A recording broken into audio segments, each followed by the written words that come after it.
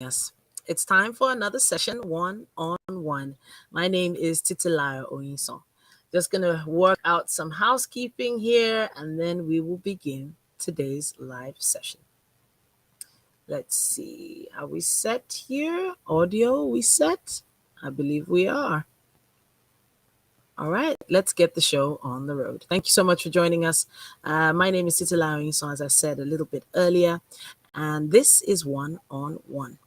Now, culture illustrates the accepted norms and values and traditional behavior of a group. One definition of culture by Deal and Kennedy is the way we do things around here. However, culture also evolves over time and its symbolic communication. Some of its symbols include a group's skills, knowledge, attitudes, values, and motives. Now, this is the One on One podcast, and I'm your host.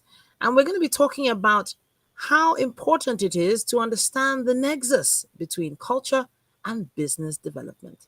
On the show today, we're going to be having a conversation with Mr. Olufemi Adedamola Oyedele. He is in construction management, and he is the principal partner of Femi Oyedele and Co. And he's also the CEO of Fame Oyster and Co. Nigeria. He's an expert in real estate investments and a registered estate surveyor and valuer and an experienced construction project manager. It's great to have you here with us, Mr. Olufemi Oyedele. Welcome to the Thank show. you, moderator. It's great having you also. Thank you very much for the short introduction. So I know that there's still so much more to you than we could share in that. Yes, because my introduction is not the main subject today. So I will enjoin my listeners to just search for my profile and then they can read more. You didn't say that I'm an author. Yes. Yes. You're also right. And yes, one of your articles is one of the reasons why we even enjoined for you to be part of today's show, the nexus between, culture and business development. And this was on not AM Express, Business AM. Business AM. Thank you so much for joining us, sir. All right, so let's just jump straight into it. Now we have the basic meaning of culture that was given to us in secondary school, a way of life of a group of people, etc., etc. But cultures have changed, and there has become a nexus between culture and development, especially with regards business. So, how have you decided to approach this, and where do you think the conversation should be going? Hello. I'm sorry, did you hear what I said just now? No, I didn't hear you. I thought you were still doing the introduction. Sorry. No problem. My basic question is, we've been given this generic definition of culture from school, from secondary school, from when we were young. And this definition of culture has evolved over time. Where do you believe this conversation should begin with regards culture and development, especially in the business space? Actually, in the course of my acquiring knowledge through formal education, I think I got to know about culture when I was in primary school. There was this subject that we did in my own primary school in Lagos here in Mushin. We call it moral stories. And then we are in primary 3. As early as primary 3, though you may not just appreciate the subject, but you must know the definition of moral instruction or faith. And I remember late Mr. Ojo, we line us up before we enter the classroom, and you have to read. Moral instruction deals with character training to mold your life and my life for all of us to be able to do good all the time. It was when I got to the school, and and I recounted the definition which I crammed when I was in primary school. Then I appreciated that we learned that subject. Culture is part of us and is everything we do. I think the cultural training should start from home as early as when a child is beginning to talk. That is even before a child clocks the age of 1. The parents should try as much as possible to imbibe the value of culture into him or her. Culture has a great role to play in the life of human beings, and that's why we should know about it as early as possible. It's the driving force between two or more than two human beings. In any community where we have either two or more than two people, there is going to be a great role to be played by their different cultures. And when they have the same cultures, good for them, because it means they easily understand each other. So, in my own opinion, I think cultural studies should start as early as possible, not only in schools, it should start from home. We are losing our values, especially social values in Nigeria, because we have lost the inculcation of culture into our younger ones. The homes have great role to play in the inculcating culture into human beings. And there is a Yoruba proverb that says that whoever forgets his home is just sitting on top of a sovereign. It says, ẹni tí ó bá sọ ilé nù, ó so àpò ìyàkọ́. That is, it's just a time bomb. You are just hanging that bag of sovereigns if you forget your home. So I'm saying that we should take our culture seriously, because if you don't know our culture, if you don't know our history, there's no way we can know our future. Thank you. I would love to hinge on that. There was something you said in your article. You mentioned an ethnic group in the Southeast, and you mentioned their business culture and something that has sort of become world renowned for representing Nigeria in terms of business acumen. I'm talking about the Igbos. You talked about it in your article. Could you give us a little insight into what you meant in your article about their culture? You see, I painstakingly studied culture in my master's degree program when I was in Glasgow. And since then, I think it's something I've been learning I found out that without culture, there's nothing you can do. I can assure you. When we were young, from the part I came from, I'm from southwest of Nigeria. We strongly believe in what I would call juju, charms.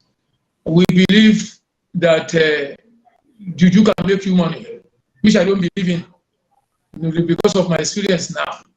But when I was young, I so much believed that if you can stay in the house and then use juju to produce food, that's a culture, it's a defeatist culture. When you allow a child to believe so much in things like that you just fold your arm and use juju to get money. I mean, what we call a charm. If a child or your younger one so much believe in these fictions, they cannot achieve anything meaningful thing in their life. Now, there is this culture of cooperative trading in the East. We call it Igbo. They have to, because there are different colorations of this entrepreneurship scheme in the East. So they have different names. There are those that you don't have to pay. You, instead of paying for the knowledge that you are going to acquire, what you do is that you serve. For example, Igbo people. And there are those that you have to pay. It's like you are going for training, just like we pay when we enter schools to get knowledge. So, and I studied the history of this cooperative entrepreneurship, and I found out that it was based mostly on determination. Not just, it didn't just occur by accident. It was based mostly on accident, and it has been propelling the people of the East to succeed anywhere they go. Well, I was in America for some time, and what I noticed was that there are different groups from Nigeria. The groups from the north, because the northern Nigerians don't so much believe in groupings, in group functions, group exercises, in doing meetings. Ethnic meetings. So there are not many of them in the outside Nigeria. I don't know if they are here, if they are in Nigeria or not, but I noticed they are not. Hello, are you there? Well, it does seem like the network had other plans for the end of that particular conversation. We still have quite a lot to discuss. One of the group members. Okay, I think he's back online now. Mr. Olufemi. Okay, so can you hear me, madam? Yes, we can. Now, go ahead. So I found out that the Igbos, they are mostly concerned about how to develop each other in business. And they don't take these things with pinch of salt. They take it seriously. So what I'm trying to say is that if you study the Israelis, you notice that they are a force to reckon with. They reckon with either in Europe or in North America, and mostly they do cooperative. It's because of the discipline that has been inculcated in them right from their home. Is part of their culture.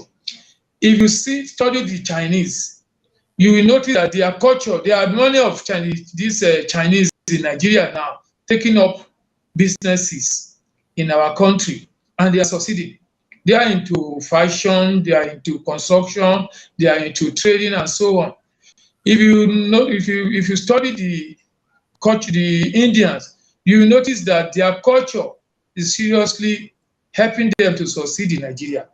Then if you now study the culture of Nigeria, you now notice that mostly our culture, one, of believing in the third force. Let me use third force now. That is believing that even without working, luck can shine on you and then you become rich. It doesn't help matter. It doesn't help matter like that. So that's what I'm trying to say. Yeah, there was a time that the Ministry of Labor in Nigeria was trying to copy that entrepreneurship scheme of the Igbos and use it for the whole of Nigeria.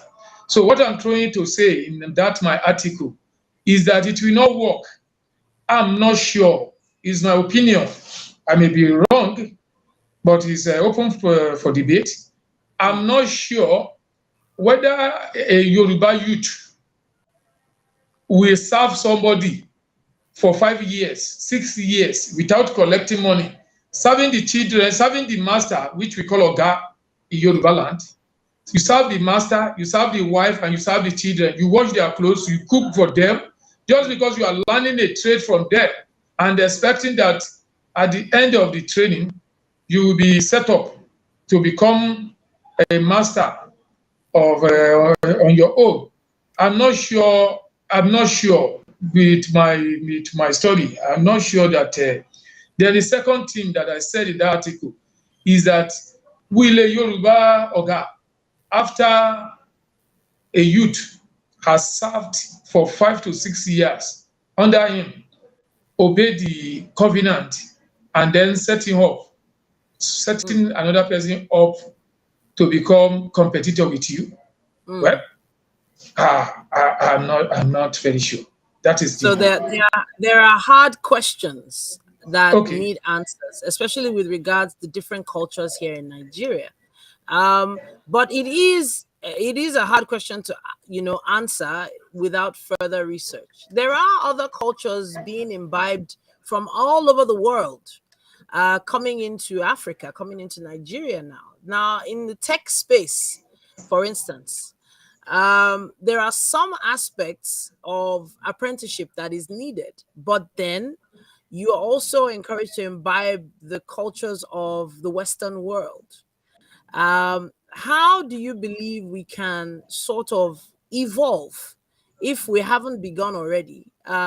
This new developments in the tech world, in the new Nigeria, the new space. For instance, let's take into cognizance this issue of um, going cashless. For instance, it's working in the Western world, and we're trying to imbibe it here in Nigeria. But for over the past few weeks, we've seen what has happened. Let's have your comments on this. Yes, I think uh, because the world now is a global village, and the introduction of information technology has so much compacted the world that the whole world can be carried on your palm. The impact of this is that we cannot do without adopting and imbibing the culture of other nations. It's not even possible. But we should try as much as possible to imbibe the good ones. There are those culture that are not good. There are those that are good for us in Nigeria. For example, I so much believe in our culture of greetings, and I would not want us to lose that culture of greeting each other. The three parts of the country. When I'm saying the three parts, apology to those that don't believe in the three parts of Nigeria. I believe in the north, west, and the east. Or let me say the four parts, south.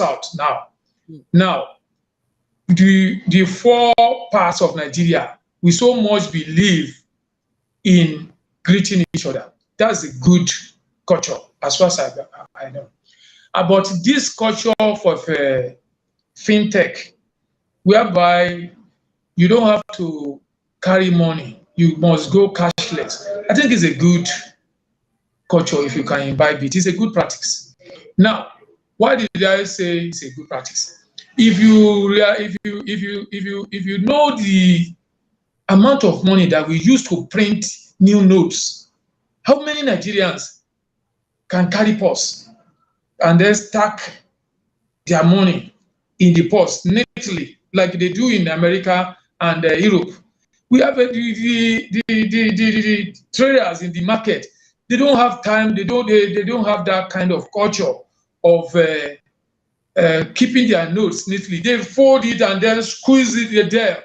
Immediately they get the squeeze because of their what they are used to. They are used to this practice of getting a bag, and as they are collecting the money from a customer, they are squeezing it into that bag. So when they squeeze like 4, 5, or 6 times, the money is already soft. That I know some people. I had a friend that he would rather dash. He was so buoyant that he can dash you money. If the money is not net, he will not collect from you. He would rather dash it to the beggars. So, and we are just using money to print new notes. It is affecting our economy. So I support this idea of going cashless. There are so many apps now that we can use to transfer money. We have POS, point of sales machine, that the traders can collect. But my fear is that, do they know how to use these machines? Do they know how to use this app? The problem with our approach, the current approach of going cashless, the problem I notice is that it's just too harsh. What do I mean by harsh? The 1 month window, which later became 1 month and 10 days, because the president, in his magnanimity, agreed or approved 10 days extension. I don't know. There is going to be a judgment today. The Supreme Court is giving a judgment today. My pleading, I want to plead that the CBN should just give us more time, because the people outside are suffering and they cannot just see why they are going through this sufferance. The second thing that I noticed in the exercise, that I will call failed exercise, because it has already failed, is that there was no adequate communication between CBN and the masses. I was discussing with some people, and just in their own opinion, they thought the CBN is just trying to punish them because of the coming election. They don't see any good reason. And then I started explaining to them. It led me to write my article, which is coming out in Business AM next week. I tried to explain that despite the shortcomings of CBN, there are so many benefits of the cashless policy of the federal government. Okay, if you can imagine how much is being stacked by the kidnappers, they have so much money that is affecting our banking system. About 23 trillion supposed to be in circulation. 3 trillion naira supposed to be in circulation. But the banks can only account for about 10% of it, which is about 2.3 trillion, according to CBN. So we can imagine that almost 87% of the money that's supposed to be in circulation is being stacked or is being imprisoned by some people, either in their private vault in the office, in their den, I mean the kidnappers' den, and then in their homes. A lot of Nigerians, they are just, instead of keeping the money in bank vaults so that the money can be used by the banks, they are keeping them at home, and the money are just lying, the money is lying fallow in their homes. The small principle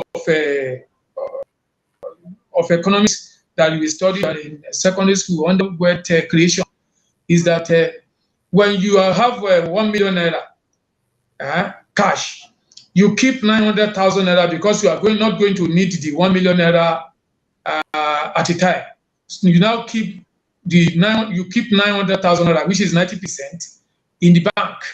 Now you are having 100,000 naira cash with you because of the motives of keeping money. You know, we have so 3 motives of keeping money. We have the transactionary aspect, which is the one relevant to my topic now. That is, you keep 100,000 because you have to pay bills. Now, the 900,000 that you are keeping in the bank becomes the bank's asset, because you are keeping it with them. It's still your asset, because if you want to do valuation of your asset, you'll be claiming that you have 1 million naira, 100,000 naira cash at hand, 900,000 naira cash at bank. The bank will now borrow this maybe 800,000 naira. They won't release everything. They will borrow 800,000 naira to a customer who is ready to do business, and that customer will be claiming that he has 800,000 naira, though he don't work for it. It's a borrowed fund, but he has 800,000 naira because he has access to 800,000 naira. So you can see now that two people, that is the owner of the 1 million naira and the borrower, are having 1.8 million naira. So 1 million naira is becoming 1.8 million naira through this principle, through this exercise, through this process. Now, but if I have kept my 900,000 naira in the hole, I'm not giving a customer that is ready to do business the opportunity to have access to my 800,000 naira. I'm not giving the bank, because in the bank's record, 100,000 naira, which I gave them, which they really have.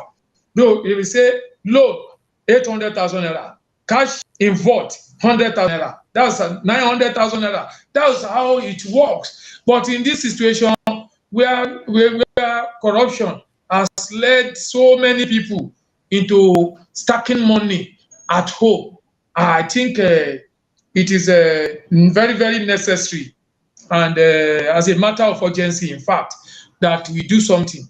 But we should do it in such a way that the masses, the people on the street, an average Nigerian, we get a buy-in, understand what we are trying to do, so that they will not think we are playing too hard on them. That is my opinion. Thank you so much for sharing this with us, Mr. Oyedele. I want to bring it back now to culture and evolving again. You've talked a bit about, yes, it being a good development, this new movement into introducing the cashless policy, etc., etc. Now it does feel like the government has been trying to bring Nigerians especially into this cashless movement for many years. I've been hearing cashless for at least 5 to 10 years about this development. And it does feel like, culturally speaking, Nigerians have a very stubborn way of approaching change.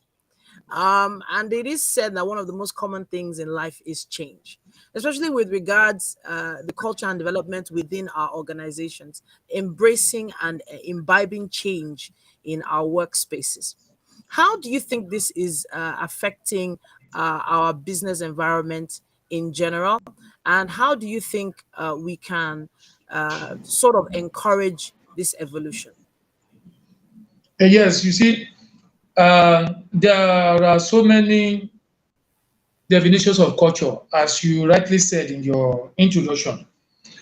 And a common phrase in the definition is that culture is a way of life that people are used to and is working for them as much as they believe. If you see an average Indian man, you see him eating with his bare hand. And if you ask him why he's doing that, he will tell you that there is a flavor that he is deriving from using his hand to use rice. In fact, some of them are so used to using hand that they do it outside, even when they are within other people of different culture.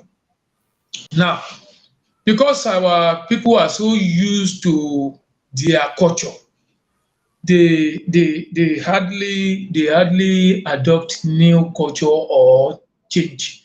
That's the interesting part about change management as a course. Now, there are ways of doing it. One of the ways that we can encourage people to adopt new culture is through training.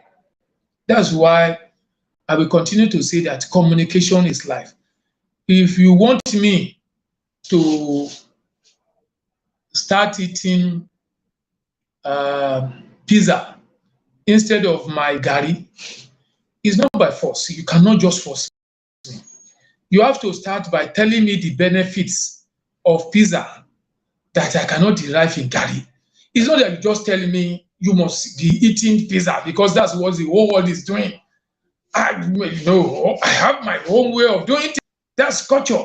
So the government is making a lot of mistakes by thinking they can be using Machiavellian approach because they are just government. They always forget one thing, that government is not just the people in the government offices, is the collective effort of everybody. Now, if you want us to change, you need to tell us the benefits that we will derive by adopting this change.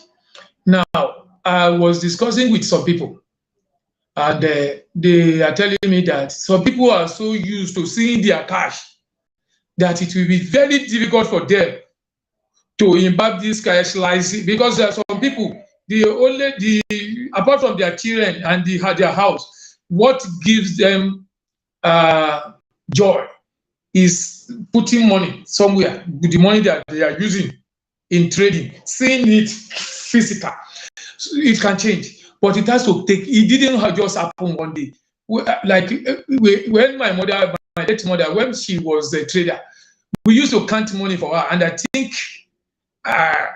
it was one of the what I would call it was one of the routines that I enjoyed most when I was in primary up to secondary school.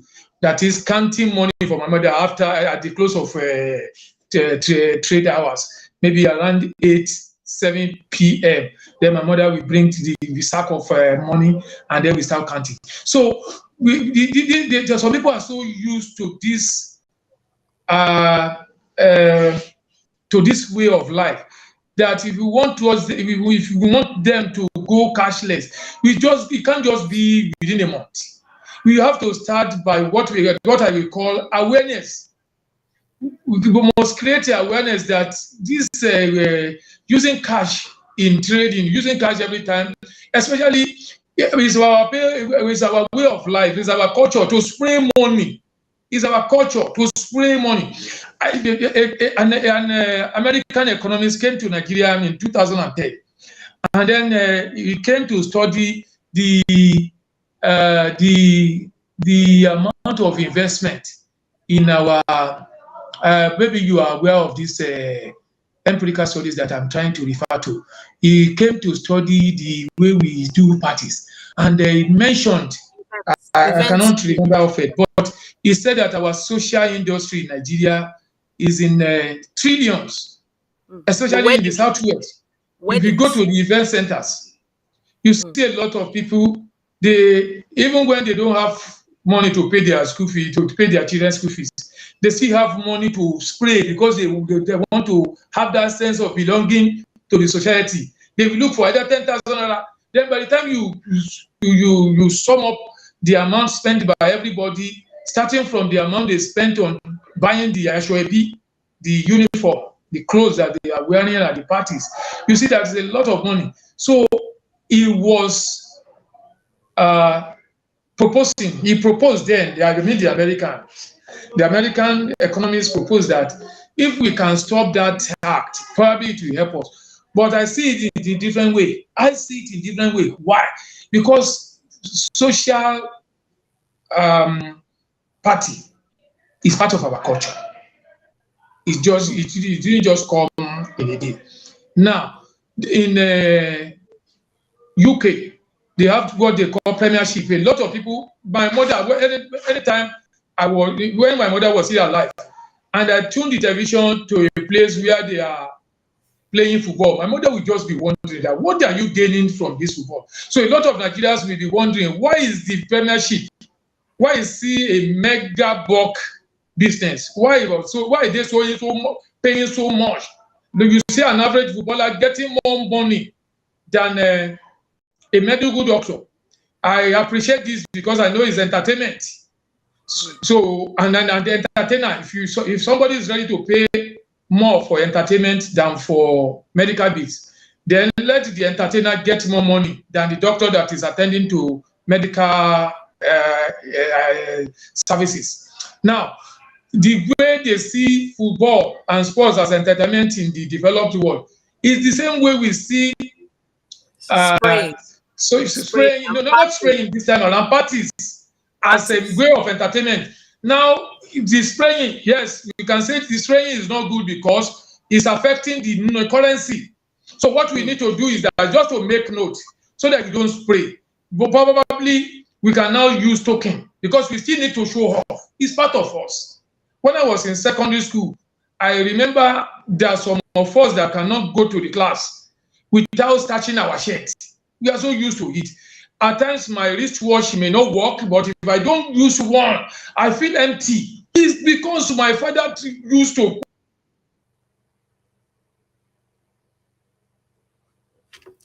Okay, the network seems to have gone off a bit again. Hopefully, he'll reconnect eventually.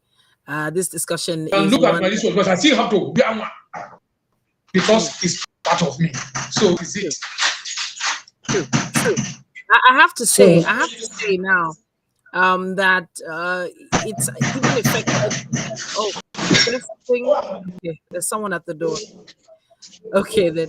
So I have to say that in regards this issue of culture and managing cultural norms and activities, there are also businesses being affected by this new development, especially with the new naira cashless policy and the lack of naira notes being plenteous in circulation.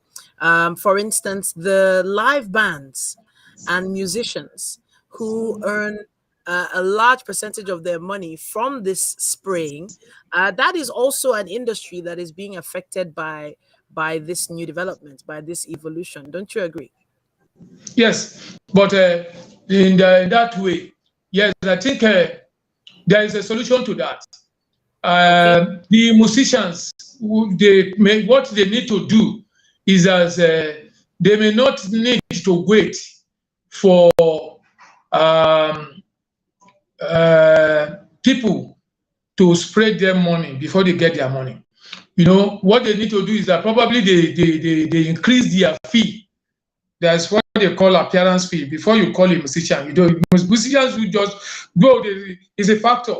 Like I remember when I was in the universities, the musician there was an event we had, and then a musician that we contacted was asking us who and who will be coming to the party, so that he can decide what to charge us. Now, the musicians now can what do they need to do is that they can increase their fee so that they don't have to wait for the money that people will spray them at the party.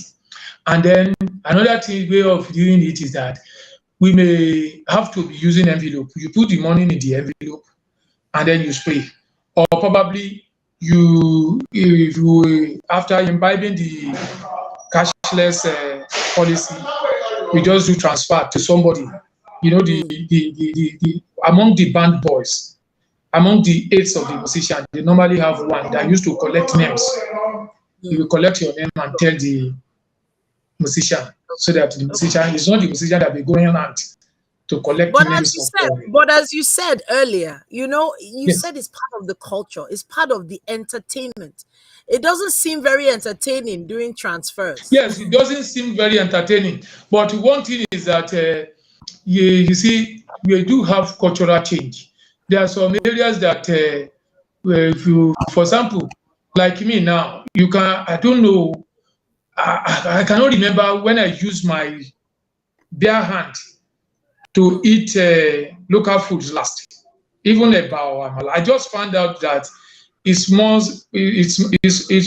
easier and more hygienic for me because of my work. I cannot just be washing hand there before eating, washing hand after eating. So what I do is that I use spoon and allow somebody to wash the spoon after I've eaten. I have so much to do. So my children too. I can if you want to eat some more or anything, they either use fork or use spoon. So because if we can change a little bit, we can change. I don't really uh, like the actors spraying money because of the disadvantages. Number one, squeezing money. Then number two, if you look at the psychological effect of spraying money, there are some people at the party that don't forget, there are some people that find it difficult to eat 3 times a meal. They will now see somebody spraying as much as 1 million naira at a party. They easily forget that fingers are not equal. So, and if you see, if you just go back to that definition of government as enabler of level playing ground for all people, government is an enabler of a level playing ground for all people. That's why in the developed countries, including capitalist America, you see government trying to tax the rich to alleviate the sufferings of the poor, especially in the area of taxation and social investment. They do it too in UK. In fact, when I was doing A-level economics, the way they painted capitalism to us, it was when I got to America that I see that there is no pure capitalism. They have Section 8 in the Constitution of America. Section 8 is saying that if you cannot get accommodation on your own, you can contact government agency that we just do supplement, just like what we call subsidy here. So what I'm trying to say is that government should help people as much as possible, either financially, not to suffer. One of it is that. Can I jump on that help? Can yes. I help on? I'm so sorry. Can I jump on that issue of help? Okay. One of our viewers here, his name is Chengo Wenslause, I think. He's been commenting on our conversation so far. I'm not sure if you can see them on the screen where you are. But we have a comment here. He says to encourage people is one thing, but incentivizing them could be more effective when trying to create a cashless society in Africa, with deep-rooted cultures and traditions surrounding physical money exchanges. He says here, incentives such as lower transaction fees might be something you could look into. Also, reward points can motivate people into using digital payments instead of relying on physical currency exchanges only. So what he's saying is lower the transaction fees or even make it completely free to do transactions for a particular period of time, or add reward points to motivate people into using digital payments. What do you think? Yes, you see what he is trying to say. If the CBN didn't consider this, then they are not doing cashless policy. You have mentioned something earlier.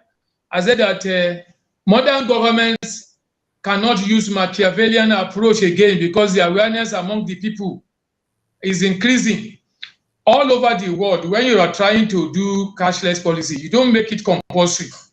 What you do is that you must try and attract people. That is just it. There is no way in the world where what my friend has just said is not done, either in America or anywhere. So what I'm trying to say is that if you are saying cashless policy,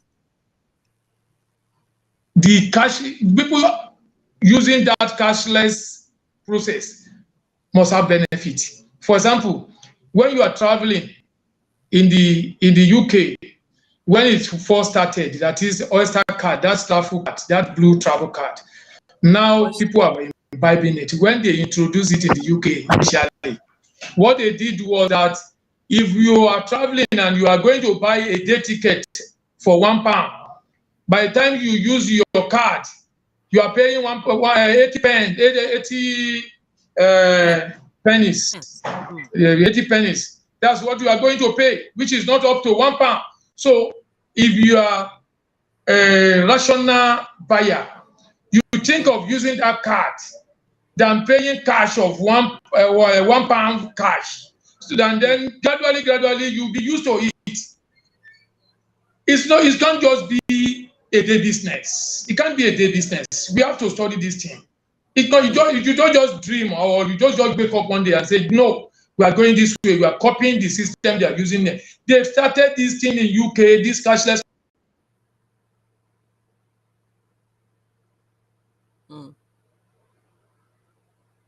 Hopefully we'll reconnect soon. Now the conversation has to wrap up in a little while, and I appreciate Give us just one more. All the questions that have been coming in. Go ahead, sir. Go ahead. We're wrapping up. What I'm trying to say is that yes,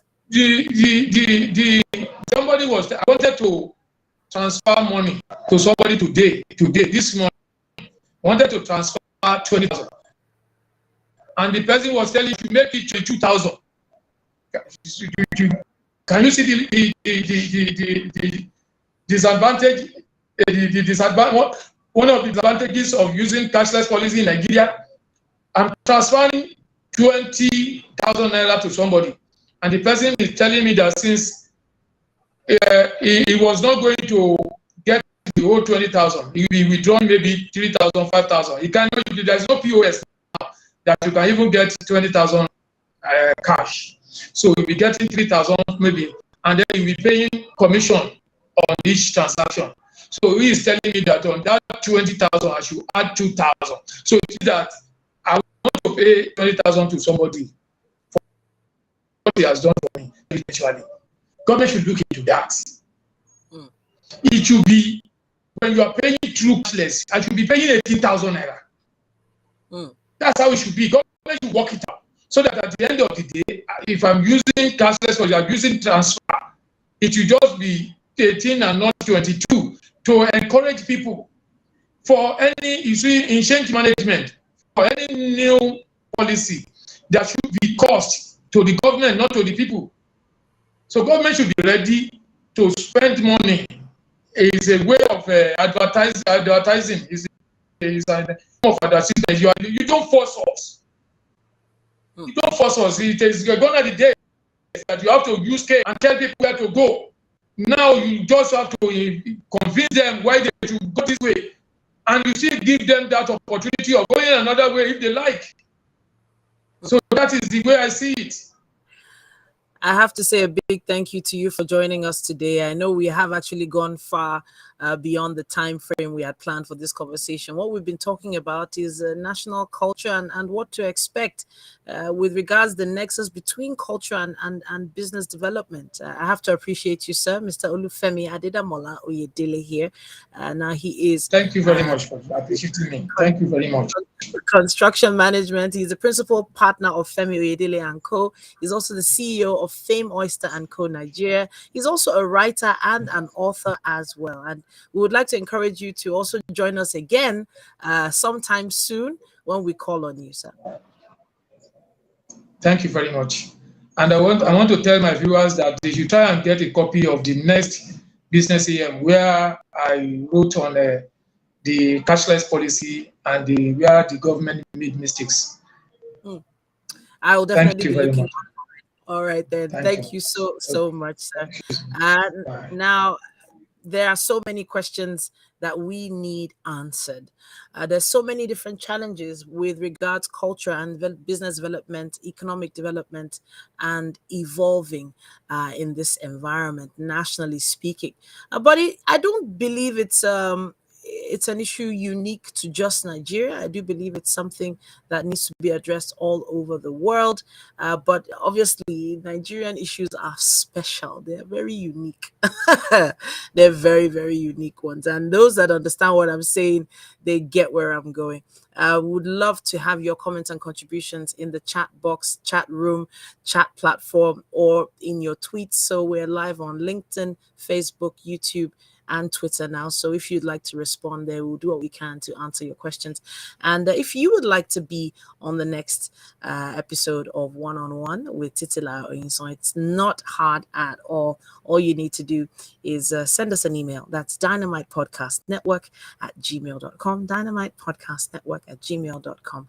And let's have you join us in the conversation. Thank you so much for viewing. Thanks so much for listening. Until we come your way next time. Stay safe.